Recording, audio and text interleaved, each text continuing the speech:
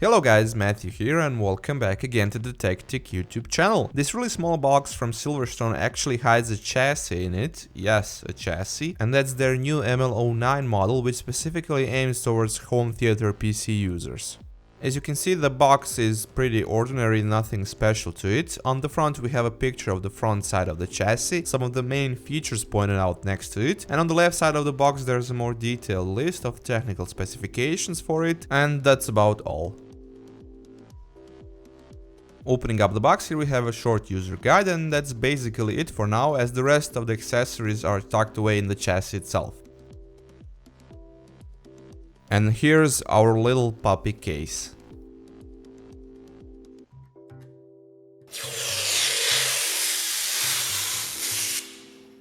Right away you can see that the ML09 is dominated by this very glossy, mirror-like and fingerprint happy front side, which was basically achieved by putting a sort of thick sticker over that plastic front panel part to get this glossy effect. Up there you can also see the door flaps for the slim ODD, and below it power on and reset button and two activity LEDs. But Matthew, where are the front panel ports, you ask? Well, they are placed on the left side of the case, two USB 3 ports and audio in and out jacks, and their placement could easily be a problem if you put the chassis in a tight shelf-like space below a TV.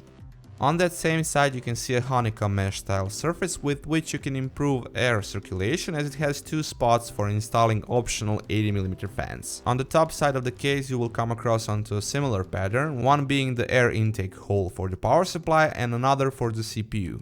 Going to the back you can see your usual cutouts, one for the SFX power supply, rear I/O of the motherboard, and of course two low profile expansion slots for the graphics card, followed up with a single full height horizontal expansion slot above the motherboard, but only for expansion style brackets. Maybe you can pull something off by using a ribbon style PCI Express cable and put a single slot full blown graphics card in that spot, but that could only be a short one and you will have to improvise with its placement, since the bigger portion of it would basically hang in the air.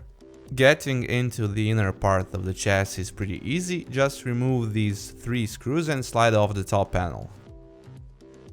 Inside it you'll find a small bag with accessories, in which you'll get this magnet dust filter for the top air intake mesh, 2 feet so you can put chassis in an upright orientation if you want to, other parts for ODD installation, some 3M tapes, 4 rubber standoff feet for the bottom side of the chassis, and some zip ties.